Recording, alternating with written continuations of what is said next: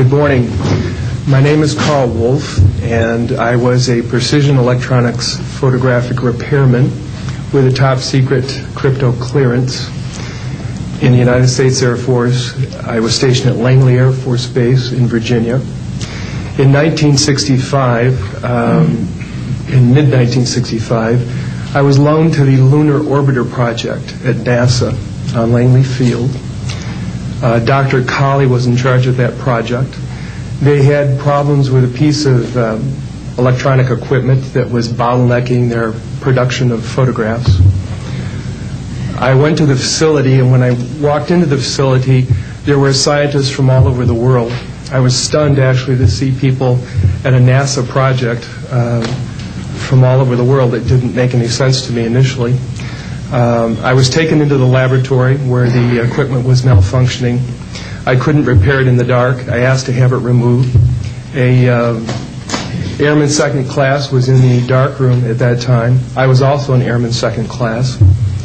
I was interested in how the whole process functioned, how the data got from the lunar orbiter to the laboratory. I asked the young man if he'd describe the process to me. He did.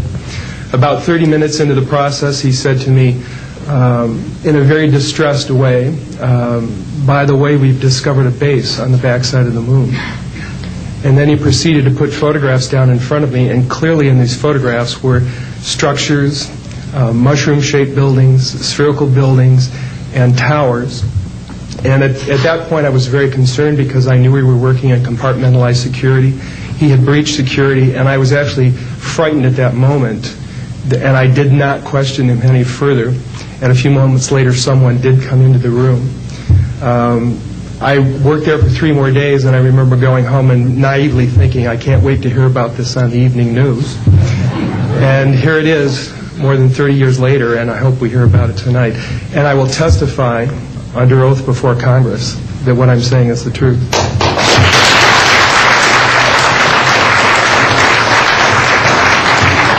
Thank you, Carl. Good morning, everyone. My name is Donna Hare, and I worked at Philco Ford Aerospace from 1967 to 1981. During that time, I was a design illustrator, draftsman. I did the launch slides and landing slides, and also projection plotting boards, lunar maps for NASA. We were a contractor, but most of the time I worked on site, in Building 8. I had the opportunity to do extra work during downtime, which was between missions, and I walked into a photo lab, which was the NASA lab across the hallway. I had a secret clearance, which is not that high, but I was able to go into restricted areas, which this was. At the time, I was talking to one of the techs in there, and he drew my attention to a photograph, a NASA photograph. It had a dot on it, and I said, what is that? Well, he drew my attention to it, and I said, is that a dot on the emulsion? And he said, and he's smiling, and he has his hands crossed, and he said, round dots on the emulsion don't leave round shadows on the ground. And this was an aerial photograph of the Earth, I'm assuming the Earth, because it had pine trees on it, and the shadows of the craft, or whatever it was, were in the same angle as the trees. And by its very nature, UFO, and I wanted to clarify that to a gentleman that was talking to me, means unidentified. So I did not know what this was. But I realized at this point that it's very secret, that it was kept secret, because I asked him, what are you going to do with this piece of information? And he said, we always airbrush these out before we sell them to the public. So they're pesky little creatures appearing on this photograph they wanted to get rid of. After that, I decided I would ask questions to other people that work there. And I found that I had to ask them away from the site and not on site. A guard told me that he was asked to burn some photographs and not to look at them. And there was another guard guarding him, who was in green fatigues, watching him burn the photographs. And he said he was too tempted. He looked at one, and it was a picture of a UFO, and he was very descriptive. I can go into that later with anyone. He immediately was hit in the head, and he had a big gash in his forehead. He was knocked out, and he's terrified, so he would have to be protected. Another incident, I knew someone in quarantine with the Apollo astronauts. He told me that the Apollo astronauts saw craft on the moon when we landed. And that is what he told me. And he also was afraid, he said that the astronauts are told to keep this quiet. They're not allowed to talk about it. So I do want to let you know that I worked out there for a number of years, and I ran into this. So it's not something everyone knows that works out there for a long time. My boss didn't know about it. Some people that sat right next to me didn't know about it. It's very strange because I don't know how they can do it, but they can let some people know about it and then others not. I'm willing to testify before Congress that what I'm saying is true, and thank you very much.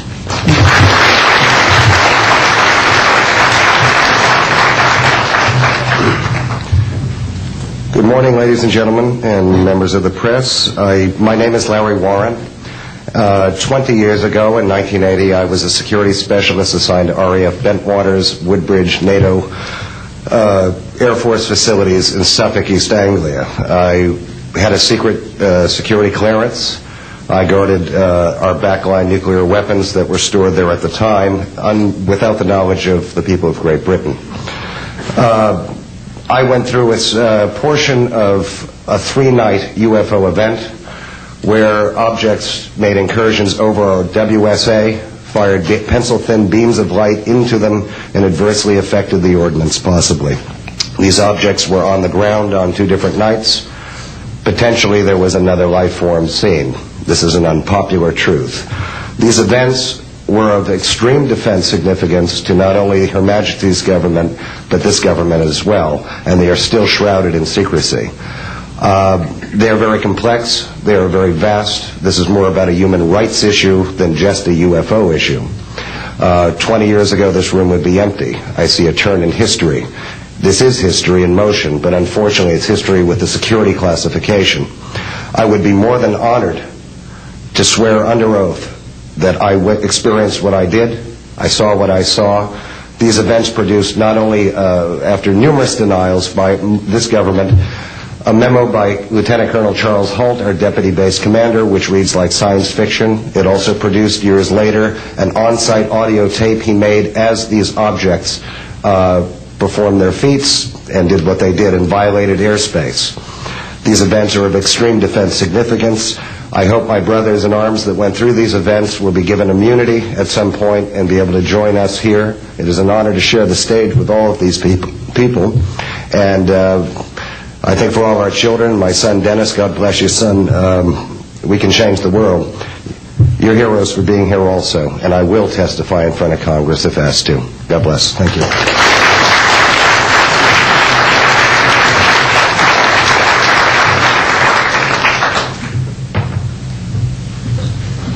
Hi, my name is George Filer III. The reason I'm here is because George Filer V is in the hangar and will be born on Friday. And I'm a retired intelligence officer and flyer with almost 5,000 hours, and I didn't believe in UFOs until London Control called us in the winter of 1962 and asked us, would we chase one? And we said, sure. So we let down from 30,000 feet to 1,000 feet where the UFO was hovering, and we went into a steep dive and actually exceeded the red line of the aircraft. So it's kind of dangerous chasing UFOs. In any case, I was able to get the UFO on the aircraft radar at about 40 miles, and we could see a light out in the distance, and as we closed, we kept on picking up this radar return. The point I'm mentioning that the radar return was very distinct and solid, indicating it was some kind of a metallic object. We got about a mile from the UFO, and it kind of lit up in the sky and went off into space, very similar to what the shuttle looks like when it takes off. Later on, I was working in intelligence in Vietnam. I briefed General Brown about UFOs when I was in 21st Air Force, McGuire Air Force Base. Briefed General Glau about a UFO over Tehran, Iran in 1976 that 2 F-4s from the Iranian Air Force had taken off and try to intercept the UFO. And when they turned on their fire control systems, they immediately went out. All the electrical systems went out. The planes had to return to base. This was particularly significant because it was also picked up on satellites. In 1978, on January 18th, I was going into the base. Every morning I did the briefing to the general staff, and I noticed that there are some lights off in the distance at the end of the runway there.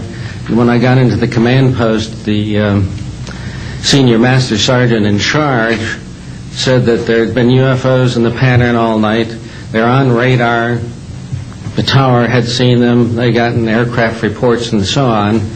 And that one had landed or crashed at Fort Dix. Fort Dix and McGuire are right together. And this is kind of like the Roswell of the East. But in any case, an alien had come off the craft and had been shot by a military policeman, and apparently was wounded and was heading for McGuire. So for whatever reason, the aliens liked the Air Force better than the Army, perhaps because they're shooting at them. But in any case, our security police went out there and found him on the end of the runway dead. And they asked me to brief the general staff, General Tom Sadler, and at the 8 o'clock stand-up briefing. And I said, I don't think I want to do this. You know, the general doesn't have a good sense of humor, and I'm not sure I believe this. So I did some checking, called the 438th command post, and everybody had pretty much the same story. And at 8 o'clock that morning, just before I went on, was going to brief this, and I was very worried about it. They said, don't brief it, that it's too hot, so to speak. That's pretty much my story, and I'm prepared to tell the story in front of Congress, and it is the truth. Now, because of this, I've stayed interested in UFOs, and I'm the Eastern Director of the Mutual UFO Network. And between the National Reporting Center and Peter Davenport and the MUFON, we get 100 reports a week on average of people from all over the United States that see these things regularly. And if you start checking, they're out there and they're low, and people are seeing them all the time. And these are highly qualified people, all of whom essentially give us the reports by email. Thank you.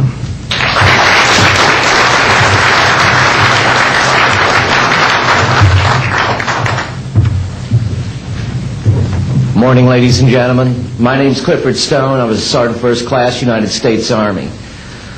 I had a secret clearance with nuclear assurity. I could get the clearance that I needed to do whatever it was that was necessary for me to do at the time on special operations when I was called in on those. What I'm referring to here is that I was involved in situations where we actually did recoveries of crashed saucers, for lack of a better term, debris thereof. There were bodies that were involved with some of these crashes, also some were alive. While we were doing all this, we were telling the American public there was nothing to it. We were telling the world there was nothing to it. I'd like to go into detail on some of the cases, about the nuts and bolts cases right here, but I will be available if you have any questions concerning my involvement in this. You can talk to Dr. Greer to arrange for me to get to talk to you. But the whole situation is, we've set back, we've told the American people that there's no such thing as UFOs. I've been involved where we have recovered these objects. We know them to be of extraterrestrials. In 1969, I had an event that happened to me while I was stationed at Fort Lee, Virginia. We went to Indiantown Gap, Pennsylvania. That would be my first exposure to any time that we would be recovering an unidentified flying object. When we went there, we already had people that was already in the facility. We were a backup team, which was supposed to be NBC, because there were supposed to be some nuclear materials that was on board this craft. Later on, most people involved were to be told that there was nothing on board it. It was nothing more than just a crash of one of our aircraft. I know better, because I was one of the people that approached it with a Geiger counter to get surface readings. I was the first person to go ahead and see that there were bodies on it. That would be the first of approximately 12 events. UFO crashes are not events that take place every day. They're rare. I know we're not alone in the universe. I know that the absence of evidence is not evidence of absence. It's evidence that has been denied to the American people.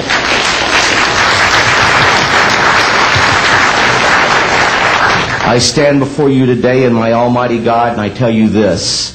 If Congress calls me in and says, will you testify in detail what you know, I stand here today prepared and ready to do just that. Governments must never lie to the people for no reason. Thank you.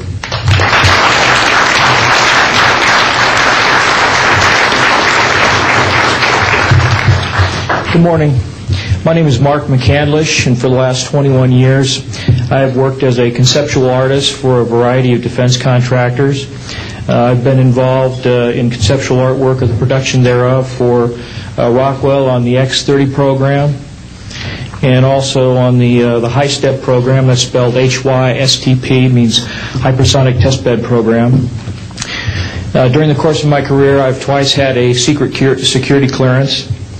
In 1967, while my father was stationed at Westover Air Force Base, the headquarters for 8th Air Force Strategic Air Command, I witnessed and watched through a telescope a UFO which hovered over a nuclear weapons storage facility for approximately 10 minutes and then departed with an acceleration approaching a bullet leaving a rifle barrel. In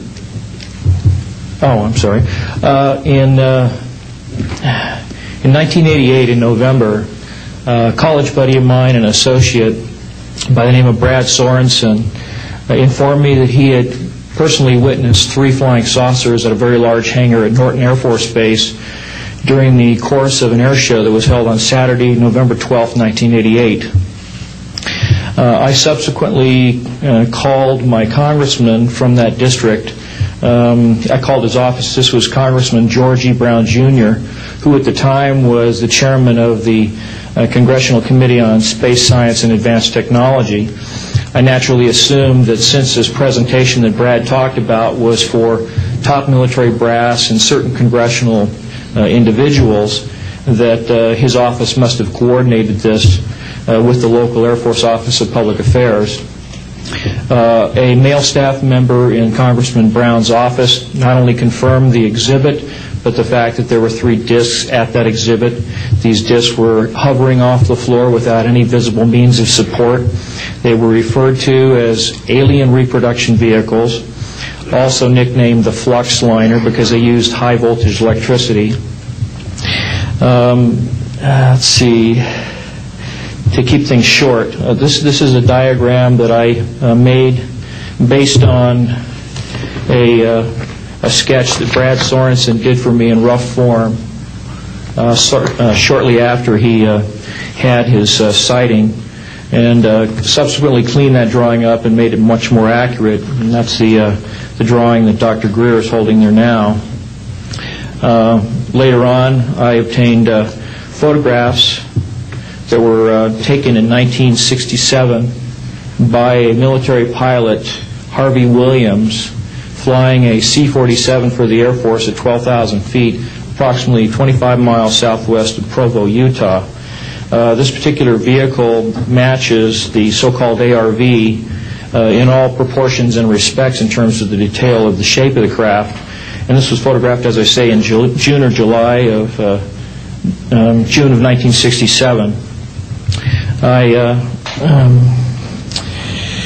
later spoke to a gentleman by the name of Kent Sellen that I met at an air show at Edwards Air Force Base in 1992, the first unveiling publicly of the B-2 bomber. He indicated to me that in 1973, when he was a crew chief working on experimental aircraft at Edwards Air Force Base, that he had unintentionally wandered into an area where there was a classified aircraft, namely the ARV. He described it in detail, and he added other details to the account concerning the configuration and the operations vehicle that Brad Sorensen was not aware of. Subsequently, Brad Sorensen met with the famous aeronautical designer Burt Rutan, gave him a copy of this blueprint which you've just been shown. Mr. Rutan felt that it was a joke and put it on his wall as kind of a joke. And a third party confirmed for me later that a Colonel Ray Walsh from Edwards Air Force Base was visiting Mr. Rattan, saw this blueprint on the wall and registered quite a degree of shock and anger, wanted to know where the hell he got this blueprint, because there was in fact such a craft at that time, approximately 1994-95, in a hangar at Edwards Air Force Base, North Base Complex at that time. Subsequently, I've done a lot of research on this product, this vehicle.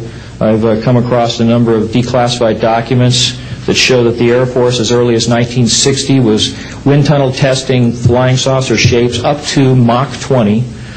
And I also have declassified NASA documents that show similar shapes. In fact, this is the document here that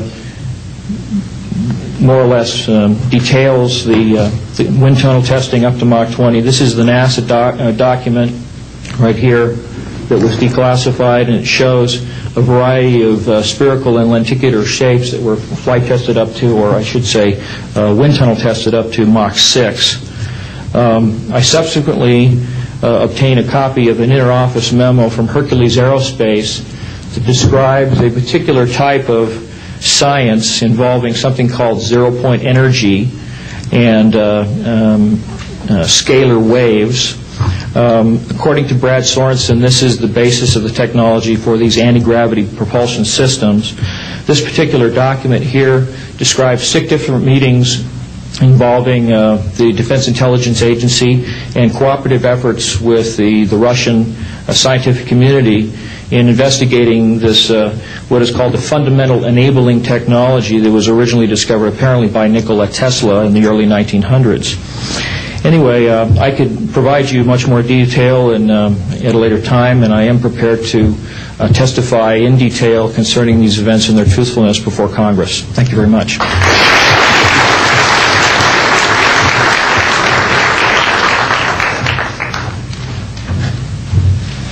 Good morning. My name is Daniel Sheehan. I'm an attorney and serving as general counsel to the Disclosure Project. I'm a 1967 graduate of Harvard College in American Government Studies and Constitutional Law, and a graduate of Harvard Law School. And I served as general counsel and one of the co-counsel for the New York Times in the Pentagon-Papers case, and was involved in briefing and arguing the case in front of the United States Supreme Court, giving permission to the New York Times to publish the classified documents, the 47 volumes of the Pentagon Papers. Subsequent to that time, I served as special counsel to the office of F. Lee Bailey as one of the trial counsels when we represented James McCord in the Watergate burglary, and got Mr. McCord to write the letter to Judge Sirica to reveal the Watergate burglars' relationship to the plumbers unit in the White House at that time. Subsequent to my service in that case, I went back to Harvard to the Divinity School to study Judeo-Christian social ethics and public policy. Did my master's work and PhD work there, and became general counsel for the United States Jesuit headquarters in Washington, D.C., assigned to the National Social Ministries Office and their public policy office. It was there in 1977 that I was contacted by Ms. Marcia Smith, who was the director of the Science and Technology Division of the Congressional Research Service. She asked to meet with me, and I met with her, and she informed me that President Carter, upon taking office in January of 1977, held a meeting with then the Director of Central Intelligence, who was George Bush Sr., and demanded that the Director of Central Intelligence turn over to the President the classified information about unidentified flying objects and the information that was in the possession of the United States intelligence community concerning the existence of extraterrestrial intelligence. This information was refused to the President of the United States by the Director of Central Intelligence, George Bush Sr. The Director insisted that the President, in order to have access to this information, needed to have clearance to contact the Congressional Research Service, to contact the United States House of Representatives Science and Technology Division, to have them undertake a process to declassify this information, because the DCI suspected that the President was preparing to reveal this information to the American public. The Congressional Research Service Science and Technology Division, under the directorship of Marcia Smith, was contacted by the House Science and Technology Committee and instructed to undertake a major investigation of the existence of extraterrestrial intelligence and the relationship of the UFO phenomenon to this. I was contacted by Ms. Smith and asked, in my capacity as General Counsel to the United States Jesuit Headquarters, National Social Ministry Office, to see if we could obtain access to the Vatican Library, to obtain the information that the Vatican had with regard to extraterrestrial intelligence and the phenomenon of the UFOs. I pursued that with the permission of Father William J. Davis, the director of the National Office, and we were refused access as the United States Jesuit Order to the information in the possession of the Vatican Library. When I reported this to Ms. Smith, she then later subsequently asked me to participate in a project which I can go into some detail during the question and answer period or later to individuals, pursuant to which I was given access to, as a special consultant to the United States Library of Congress Congressional Research Service, to the classified portions of the Blue Book project of the Air Force. At that point, it was in 1977, approximately May of 1977, I went to the Madison building of the United States Library of Congress. There was no one in the building at that time. It was brand new. I was directed to a basement office where there were two guards at the door and a third sitting at the table who took my identification, verified that I'd been designated as a special consultant to the Congressional Research Service of the United States Library of Congress, and was admitted to the room. I thereupon found photographs, some dozen photographs, of what is unquestionably an unidentified flying object on the ground that had crashed and plowed a furrow in a field of snow and was embedded in an embankment. There were United States Air Force personnel surrounding this craft, taking photographs of the craft. And one of the photographs, I could see that there were some symbols on the side of the craft. And so I proceeded through the photographs and found a close-up photograph of these symbols. I'd been instructed that I was to take no notes and had to leave my briefcase and all my identification outside of this room, but I had brought with me a yellow pad. And so what I did is I opened up the yellow pad and refocused the overhead camera onto the same size as the cardboard backing of the yellow pad, and I physically traced the copies of the symbols on the side of this craft, closed the yellow pad back, put the microfiche back into the canister, reclosed the box that I had, and I said, it is time for me to leave. And I took this and proceeded to leave the office, at which point the security guards stopped me, and one of them said, what is that you have there, Mr. Sheehan? At which point I handed the yellow pad to him, and he flipped through all the yellow pages and never found the copy that I had. And so I took that with me and brought it to the United States Jesuit Headquarters, had a meeting with the staff, with Father William J. Davis, reported this to them, was authorized at that time by the United States Jesuit Headquarters to make a report to the National Council of Churches and to request that the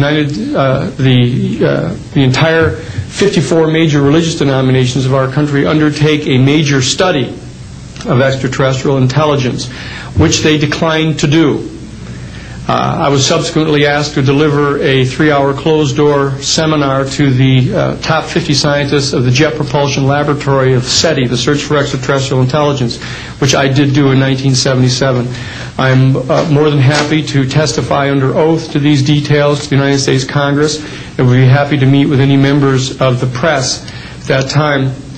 You may recall I also served as chief counsel to the Karen Silkwood case.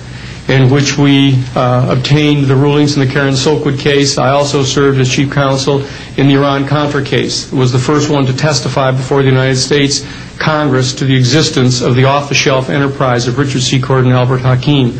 I'll be more than happy to share the details of what I believe to be the relationship between this off-the-shelf enterprise and the secret government which is concealing this information from the American public. And I am happy and proud to serve as general counsel to the Disclosure Project. Thank you very much.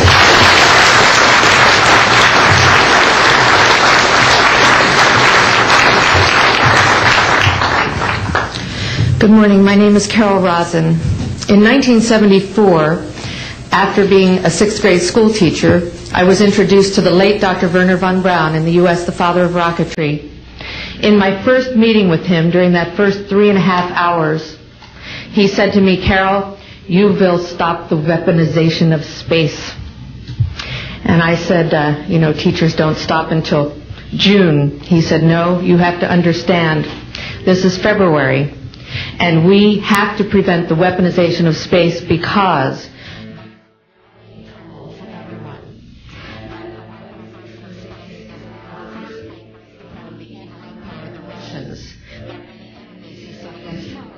the space-based weapon system. The first of whom was the Russians, which was existing at that time.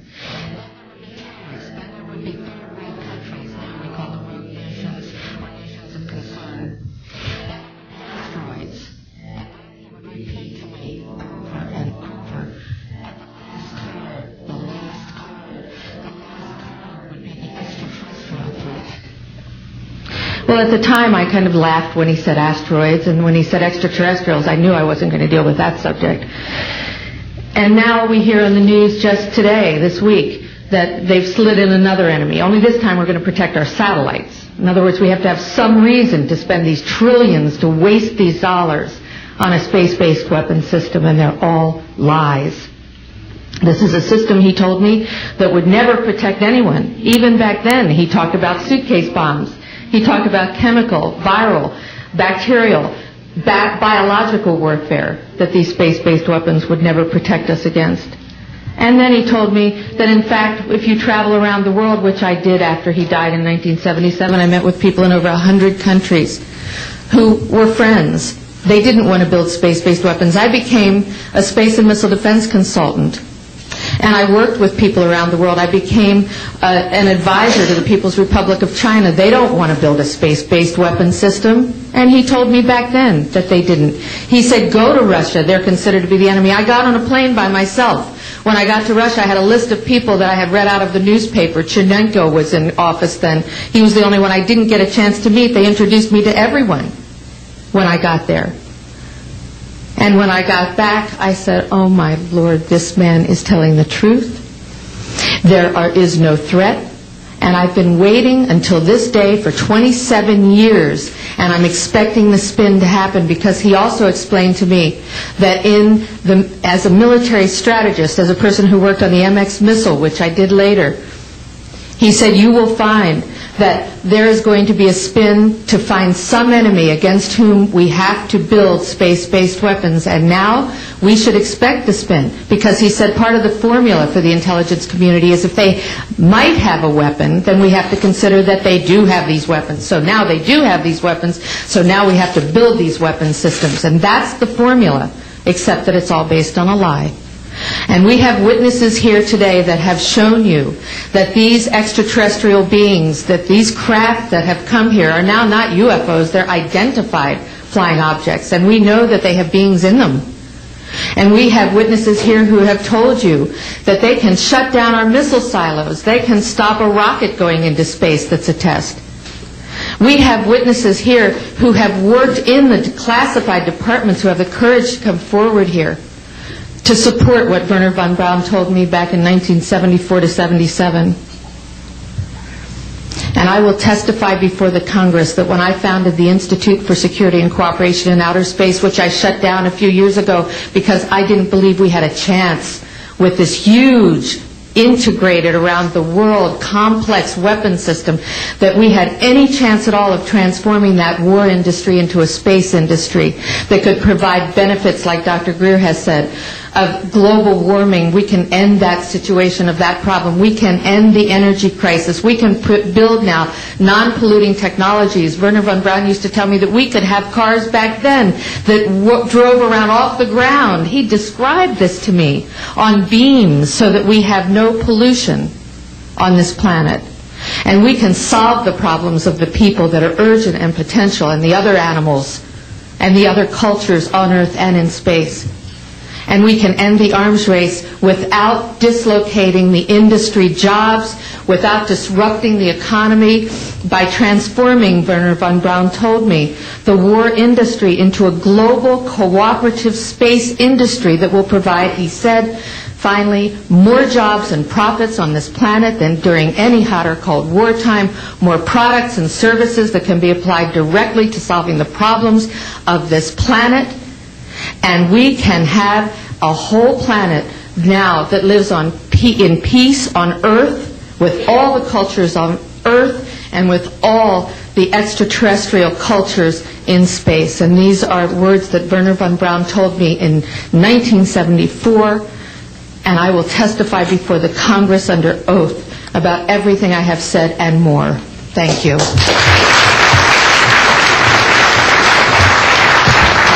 Thank you very much.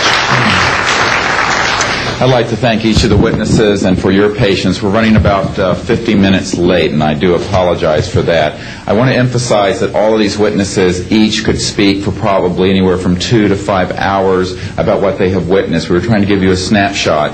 We have another 400 of these witnesses. I have carried this burden for 8 years. I'm now giving it to you, the American people and the people of the world, to take it forward. What I'd like to do now is open the audience for questions from the media. You may address them to me or to an individual witness as you deem appropriate. Yes, ma'am. Yes, Maribel Gonzalez with Reforma, Mexican newspaper. I have 3 questions. One is, Yes, I wanted to know if there are laws in this country that in some way allowed this kind of secrecy or not. And then I wanted to know if there's a need to change any kind of law. And the next one I wanted to ask you, if you may, is who is profiting from this secrecy that maintains in secret the solution to the energy crisis? I mean... Well, let me get to those, okay, quickly, because we are short on time. First of all, I think initially there was an appropriate national security apparatus in place in the 40s during the Truman and also Eisenhower years. By the late Eisenhower years, we have a testimony from Brigadier General Stephen Lufkin, still a practicing attorney, that by the late Eisenhower years that he had lost control of these projects primarily because of the compartmentalization into the military-industrial complex. Operative word industrial. There are corporations such as SAIC, Lockheed Martin, Northrop, and others that deal specifically with this issue, with advanced energy and propulsion systems connected to UFOs. And I think that what has happened, from the best we can tell, from insiders that have briefed me for now about 8 years, is that we have lost control of these projects from a constitutional law perspective because the infrastructure within military intelligence and corporate channels is so well funded and so complex and labyrinthine that there are compartments within compartments within compartments, and people who are in the Congress who make inquiries, and in fact President Clinton, when he made inquiries, were simply denied access, as you heard earlier that President Carter was denied access. On your other question, I would say that in terms of profiting from the status quo, big oil.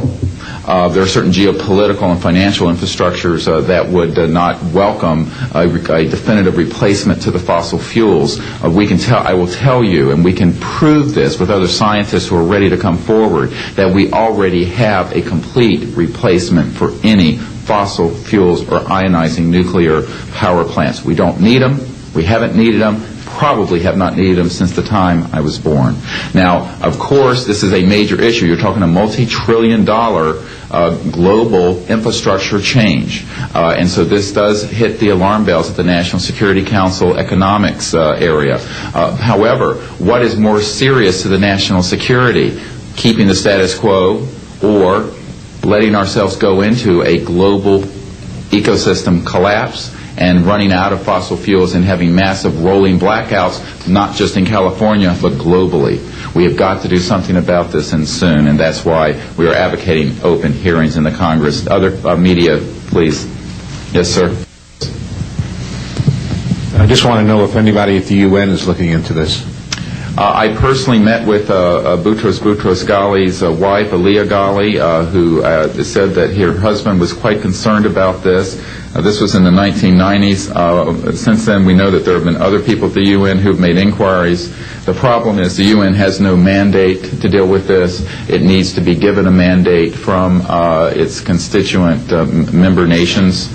And I think that the public and the member nations need to ask that the United Nations get involved with this. This is an international peace issue and an international security issue, and it should be taken up by the UN Security Council, and of course we are recommending that as well. Yes, sir. So I think my question is actually to Clifford Stone. You said that you had seen aliens on a craft that had crashed. I wondered if you could describe what they looked like. I could, but it would probably take a whole lot of time. The reason I state that, when I got out in 1989, we had cataloged 57 different species. You have individuals that look very much like you and myself that could walk among us and you wouldn't even notice the difference, except for some of the things that they might be able to go ahead, even in a dark room, and touch an object and go ahead and identify what color that object might be. They would have a heightened sense of smell, sight, hearing. The situation is that you have various types of what we normally call grays. We didn't call them grays in the military, but you had at least 3 types of the grays. You had some that were much taller than we were. The unique thing that I'd like to point out for the most part is that the entities that we did catalog were in fact humanoid. Now this created a situation where the scientific community was trying to figure out why that would be the case, because you would expect that if life evolved on other planets, that they would take on some type of other being, so to speak, not necessarily look humanoid or be bipedal such as we are. But apparently we got quite a few of the species out there that are humanoid in appearance, and that creates a question that yet has to be answered by science. Yes, and as I call on you, please state the news agency that you were with. Yes, ma'am. Deanne Divis with United Press International. Could you please address the vehicle that there was a drawing displayed of? Why would this vehicle be on display at an air show? What is the power source that you are asserting is going to be so very useful? And how can you determine this vehicle is not something that is being developed, by a government agency? In fact, I think that was the testimony. This is an alien reproduction vehicle, and just to be clear, this means that it is based on advanced anti-gravity and zero-point energy propulsion systems. Those are the propulsion systems. They are being manufactured by a consortium of companies that include Lockheed Martin, Northrop, SAIC, and other corporations. They do have superluminal capacity, in other words, faster than the speed of light capacity. I think Mr. McCandlish and other witnesses that he's identified could go into more of the technical physics of it. I'm just a country doctor from Virginia, I tell people. I mean, really. And but this is actually what is the reason it's called alien reproduction vehicle, is that it's based on the study of extraterrestrial vehicles, but it is manufactured by human military intelligence aerospace contracting arrangements. And this is very important. It means that we, Homo sapiens, have the ability to access this so-called zero-point field of energy, which is the ambient field of energy from which all matter and energy is fluxing, and can access that energy and generate all the power we need to run this planet without fossil fuels or pollution. Do you have any direct evidence, though, that this, we're talking about the same government that's so appropriately named a snooper program carnivore. So just because it's named the alien reproduction vehicle considering the history and the questions that have been existing for such a long time about flying saucers. I mean, do you know, is there any direct reason to believe that this is actually derived from technology?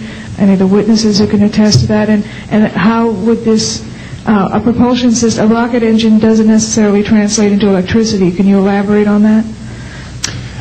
Well, the first part of your question, I would say that the testimony of witnesses we have, some of whom are here, others that are not here, but they're in the briefing materials, is that we have studied specifically extraterrestrial vehicles which have been retrieved.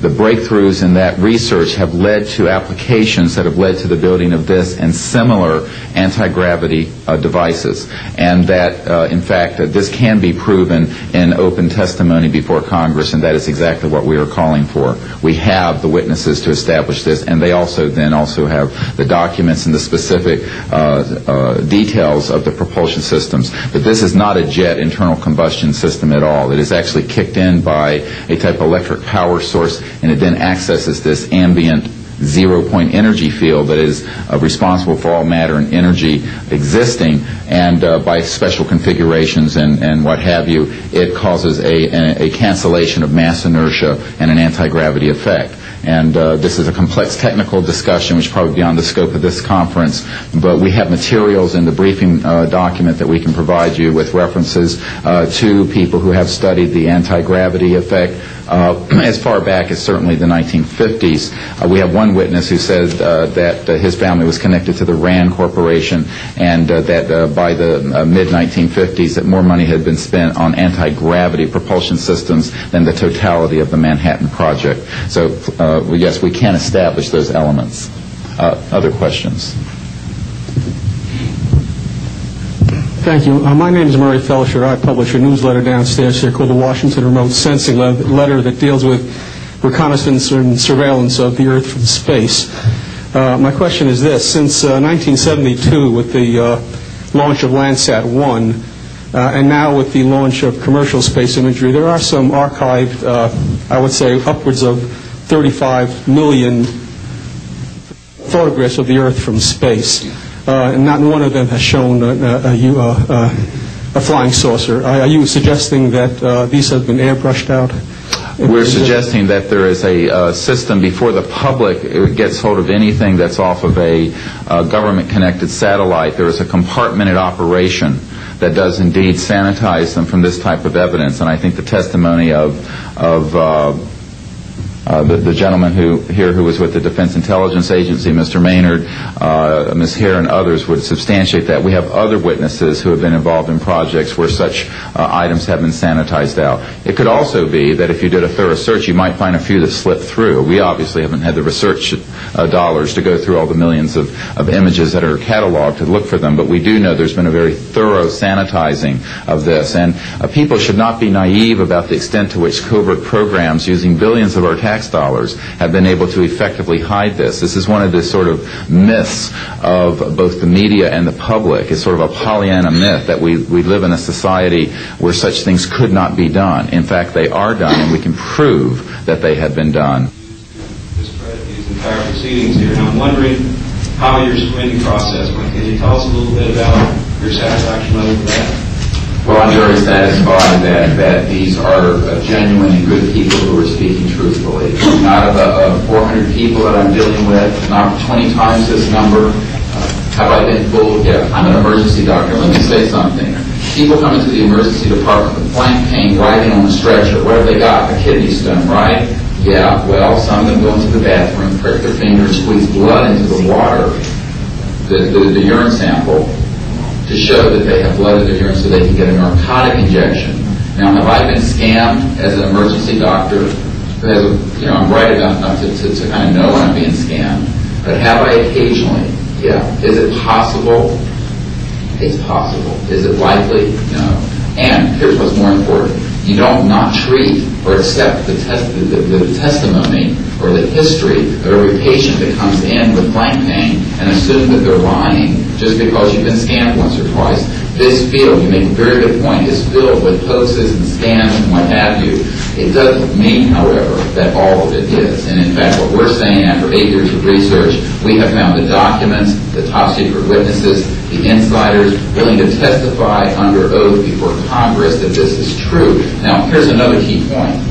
Some of the people who are in this witness pool, Mr. Sheehan, myself, and a couple of other attorneys, are members of state licensed professions. And what that means is that if we are perpetrating a hoax, we will lose our license to practice medicine, we will lose our license to practice law, because we'll be perpetrating a hoax upon the public.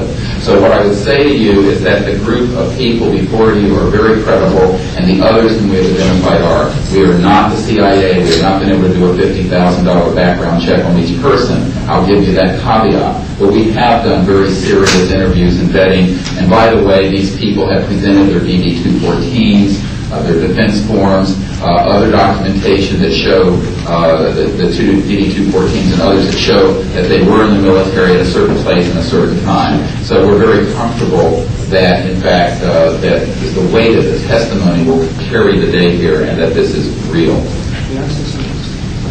I had an insight, and it relates to your question. There have been tens of thousands of sightings and experiences from all over the world. Only one needs to be true. Because if only one is true, then the entire case, the non-reality side, falls apart.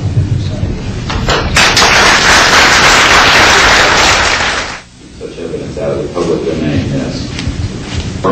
A priori, all signed agreements and oaths that have flowed from such operations are null and void. What that means is, in legal theory, is that if it's an illegal enterprise, the agreements those that are entered into as a result of that illegal enterprise have no legal standing. So one of the things I would like to announce today is all of the men and women listening to this need to know they are free to speak. We are declaring all national security oaths on this subject null and void. They have flowed from illegal operations that have no standing constitutionally. My people, my mother's family, who fought in the American Revolution, were prisoner of war with the British to help found this country, did not fight and die to form the United States so that this kind of chicanery can go on. So these men are free to speak, and there can be no legal repercussions against them. We have legal counsel who will also support this theory, and we're taking this to other constitutional scholars. It is time for that game to end. It is time for a new era in the human.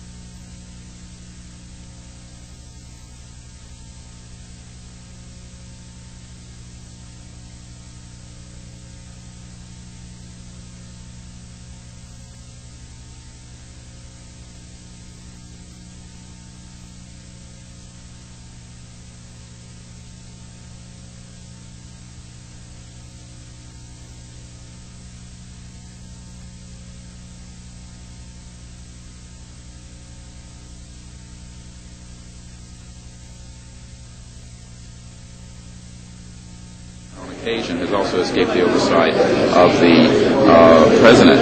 We know for a fact that this has happened. I personally briefed President Clinton's first CIA director on this. I was informed that they had no access to these projects, although they knew they existed.